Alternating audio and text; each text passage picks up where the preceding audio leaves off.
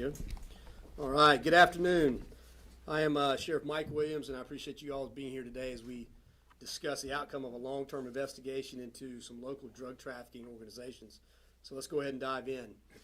In April of 2021, last year, the Jacksonville Sheriff's Office Major Case Narcotics Unit began an investigation aimed at dismantling and disrupting a prolific illegal drug distribution ring right here in Jacksonville. From the intelligence we collected, our investigators identified three main sources of supply coming from Orlando, Florida. These individuals have been identified as Derek Morales, Omar Rodriguez, and Israel Garcia.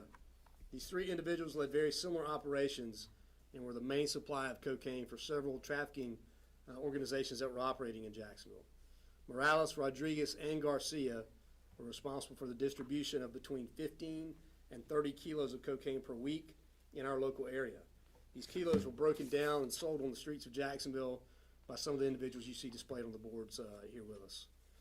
To add some perspective to just how large this organization was, our investigators were able to determine that Morales, Rodriguez, and Garcia were obtaining vast shipments of cocaine from Puerto Rico, and that they had a network to move large quantities of this cocaine up the East Coast as far north as New York and as far west as Colorado. But the investigation did not stop there. Our investigators were able to identify and arrest the key suppliers in Puerto Rico: Luis Arcasio Ramos, Elian Ortiz, and Giancarlo Rodriguez Nieves. These individuals were responsible for trafficking hundreds of kilos of illegal drugs at a time. Also arrested in this operation was a drug trafficker by the name of Kevin Marquez. He was an active duty sergeant in the United States Army stationed in Fort Carson, Colorado. Marquez was buying kilos, having them shipped to Jacksonville, where they were distributed on the streets at his direction. All of these individuals named have been arrested, along with others displayed on the board here to my left.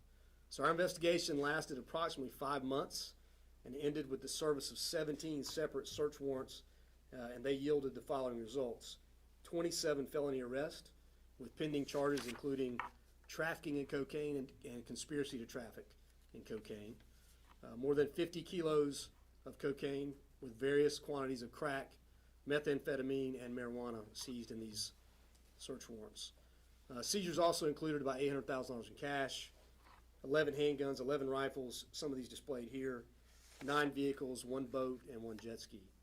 So with an operation of this size, it's fair to say that no one could do it alone, and the success that we're talking about today would not be possible without some assistance of our really our long-term partners, and many of them are represented here today: State Attorney's Office, the North Florida HIDA, the Florida Highway Patrol, the St. Johns County Sheriff's Office, the United States Postal Inspector, the Metropolitan Bureau of Investigation, which is a narcotics task force in the Orlando area, and various offices of the DEA, really coordinated by our local Jacksonville DEA office around the country and in Puerto Rico.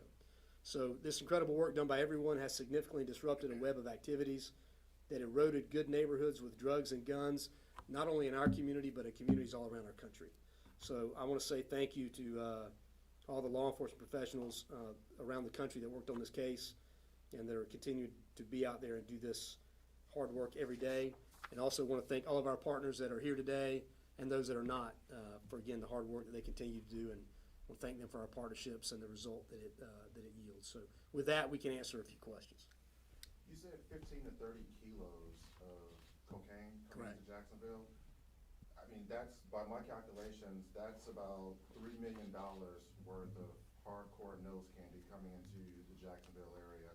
Is there any indication, based on your investigation, which of the cartels these men are working for, whether it be directly or indirectly? Right, well, good question. So we always work these investigations backwards, and normally when we get a step or two outside of Jacksonville, that information is turned over to DEA, and they're going to work that case. And a lot of these things do lead back to Mexico. So where this information goes beyond us in a year or two from now, sometimes we follow up and find out, but we may not. You know, we're focused on the impact to our local community here, but we do share the information with our federal partners. Is there any indication as to whether or not any of this stuff is laced with fentanyl? Has that been through the crime lab yet? So good question, and no. So we'll look at that. We did not seize any fentanyl in this investigation, but again, you never know. I think what you see in the fentanyl on the street today is probably a step after a group of guys like this, where they're going to break it down and step it down with some fentanyl. And again, we see lots of that on our streets here in Jacksonville every day. Based on what I'm seeing on that table, I'm seeing a lot of what I would consider wholesale amount of That's correct. cocaine. This is not distribution. Who on the streets is getting that amount of cocaine? So you've got networks of organizations that work at a mid-level or a street level. They may not be the suppliers that are bringing the cocaine in, but many times those people are not the same ones that sell on the street. So there's a group of organizations that would work together to where you finally get a product on the street to sell, and they do kind of stay in those separate levels. I'm also seeing a lot of guns here that obviously were confiscated during these drug busts. Is there any indication as to whether or not these guns were bought legally? Were they stolen? Has anything come back on these weapons? So not as of yet, and of course we will take all these guns, we'll test fire them, we'll put them through NIBIN to kind of see what we get in terms of their link to any other cases. But guns and drugs go together. I mean, there's as you mentioned, it's a lot of money worth of drugs, a lot of cash involved in this operation, and these are criminals. They rob from each other all the time. So that's what you see. These are just tools of the trade. And can you talk about how, when you see this amount of drugs, you see this amount of weapons, how this is fueling the gun battles that we're seeing on the streets So night in and night out? yeah, most of what we see in Jacksonville really is narcotics related, as in every major city in the country. So you've got people fighting over turf, people fighting over a drug robbery, other disputes, but most of that is really coming out of the drug trade, and which is why we continue to focus on it so heavily. Was all this taken from one location, or were these various locations throughout the Various night? locations between Orlando and Jacksonville. And one other question too, is any of this related to the amount of marijuana seizures that are coming through the Jacksonville International Airport? It is not. Separate deal altogether. Anybody else got any questions? What makes Jacksonville, I guess, kind of a hub for the trafficking of some of these drugs going, all the way up to East Coast? So, Jacksonville can be a hub, and really, if you think about the modes of transportation, you have I-10 coming from the west, 95. So, we're centrally located for that. That's a topic that, between us and our state and federal partners, we focus on all the time. You don't want to become that hub. And so we obviously are working on that. Again, that's what cases like this are about. So, Would you say this is one of the largest narcotic operations that you can think of in recent years? This amount of guns and drugs that have...